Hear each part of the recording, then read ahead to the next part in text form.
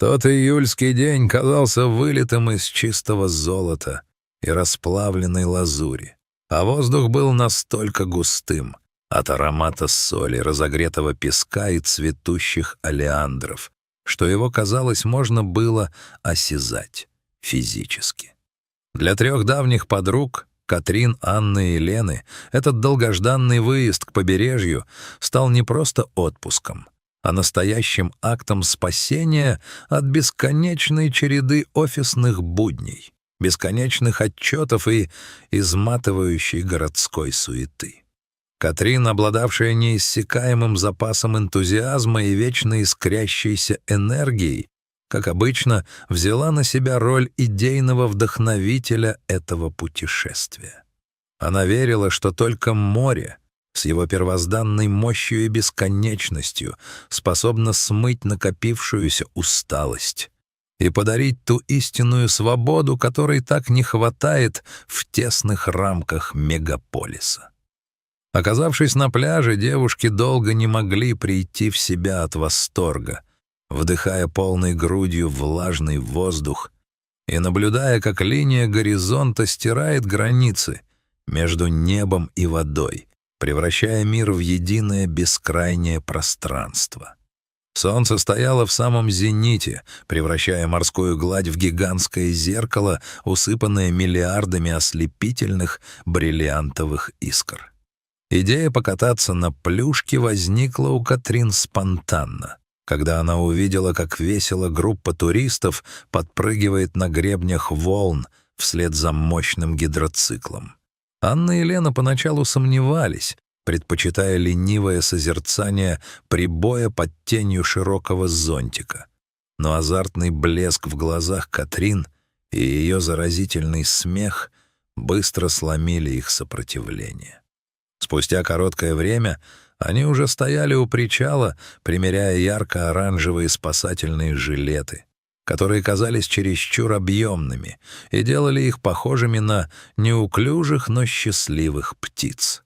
Водитель гидроцикла, атлетичного сложения, парень с зеркальными очками на лице, дружелюбно подбадривал их, проверяя надежность троса, соединяющего мощную машину с огромным неоново-розовым баллоном. Катрин устроилась с самого края, крепко сжимая неопреновые ручки. Лена и Анна расположились рядом, обмениваясь шутливыми колкостями и предвкушая мощный выброс адреналина. Мотор гидроцикла взревел, выбрасывая в воздух высокий шлейф воды, и берег начал стремительно удаляться, превращая шезлонги и людей в крошечные, едва различимые точки. Сначала движение было плавным и грациозным. Они словно летели над водой, наслаждаясь встречным ветром, который приятно холодил кожу.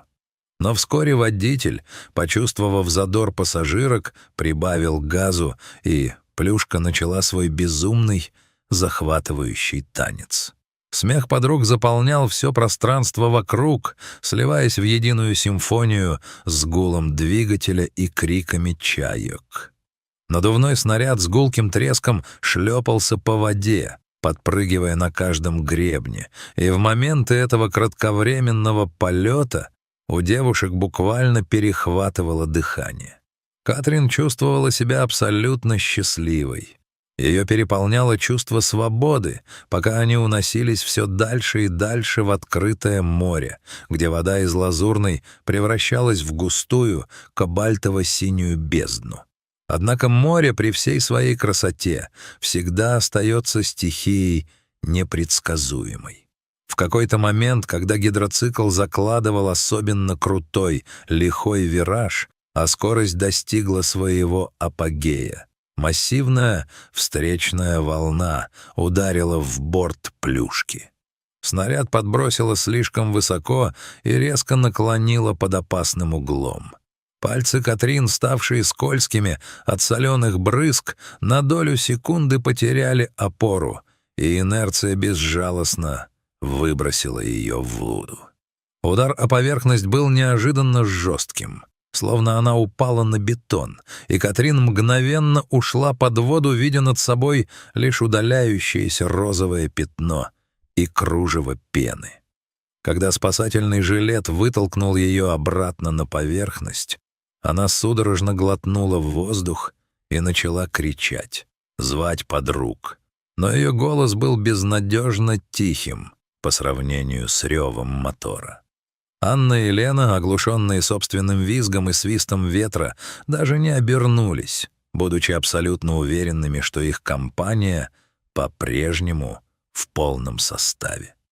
Катрин осталась одна в бескрайней синеве.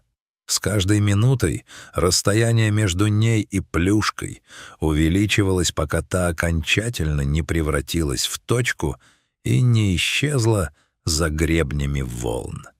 Тишина, сменившая грохот мотора, была пугающей. Паника накрыла ее тяжелой волной. Катрин осознала, что находится в нескольких километрах от берега, совершенно невидимая для окружающих. Она пыталась грести, но кроссовки намокли и тянули вниз, а объемный жилет мешал совершать полноценные грибки. Вокруг не было ничего, кроме безжалостного солнца и воды, которая теперь казалась не ласковой, а враждебной. Страх сковывал мышцы, а воображение рисовало жуткие картины того, что может скрываться под ней, в этой темной, непроницаемой глубине. Слезы отчаяния жгли глаза, смешиваясь с морской солью, и она начала шептать слова молитвы, надеясь на чудо, которого в таких обстоятельствах ждать было не от кого. Прошло, казалось, целая вечность, прежде чем она периферийным зрением уловила движение в воде. Сердце Катрин ушло в пятки. Она увидела массивную темную тень, бесшумно скользящую под самой поверхностью. Первой мыслью была акула, и она замерла, боясь даже пошевелить пальцем, чтобы не привлечь внимания.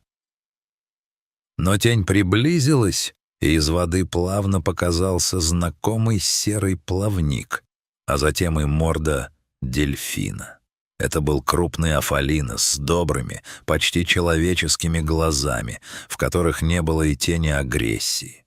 Животное начало описывать медленные круги вокруг девушки, издавая характерные щелкающие звуки и свист, словно пытаясь вступить в диалог или успокоить ее.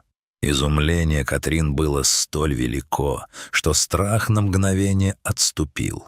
Она почувствовала невероятную энергетику, исходящую от этого существа, спокойствие и уверенность. Дельфин подплыл совсем близко, позволив Катрин коснуться своей плотной, прохладной кожи.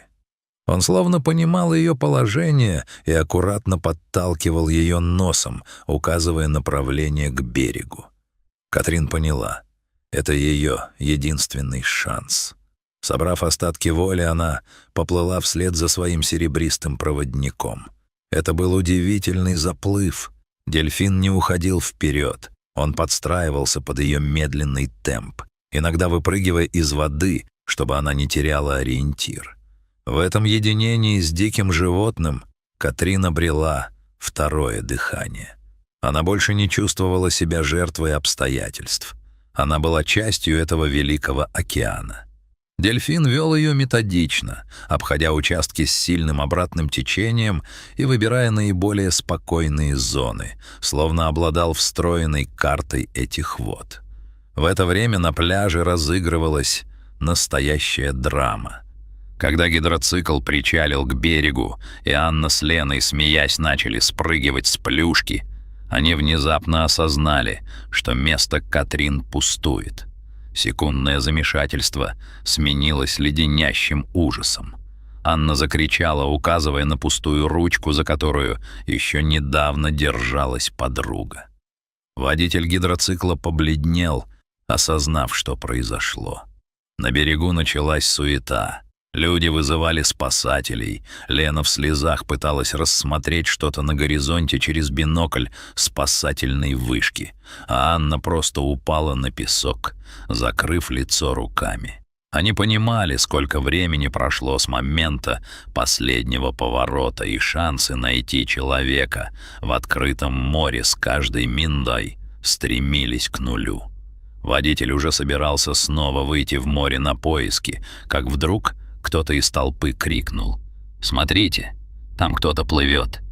Из воды, пошатываясь от усталости, но твердо переставляя ноги, выходила Катрин. Она была изнурена, ее кожа покраснела от солнца и соли, но взгляд светился каким-то неземным спокойствием. Подруги бросились к ней, сбивая друг друга с ног, обнимая ее так крепко, словно боялись, что она снова исчезнет. Они плакали, смеялись и задавали тысячи вопросов одновременно. Катрин молча указала рукой в сторону моря. Там, вдалеке, над водой последний раз мелькнул серый плавник. Дельфин сделал прощальный прыжок, словно салютуя спасенной им жизни, и окончательно ушел в глубину. В тот вечер на пляже никто не говорил о катании на плюшках. Все слушали историю Катрин, которая звучала как современная легенда о дружбе человека и природы. Это приключение навсегда изменило их жизни. Дельфин стал для подруг символом того, что в мире всегда есть место чуду, и даже в самой безнадежной ситуации ты не одинок, если в твоем сердце живет вера. Катрин еще долго просыпалась по ночам, чувствуя под рукой прохладную кожу своего спасителя. И каждый раз, возвращаясь к морю, она первым делом всматривалась в лазурную даль, надеясь снова увидеть те самые мудрые глаза. Эта история стала основой их крепкой дружбы, напоминая, что жизнь — это самый ценный дар, а самые удивительные встречи происходят тогда, когда мы меньше всего их ждем. Дорогие друзья, если эта история тронула ваше сердце, не забудьте поставить лайк. Ваша поддержка вдохновляет нас создавать новые сюжеты. Подписывайтесь на канал, чтобы не пропустить ежедневные выпуски наших рассказов, где каждая история — это отдельный мир, полный эмоций и открытий.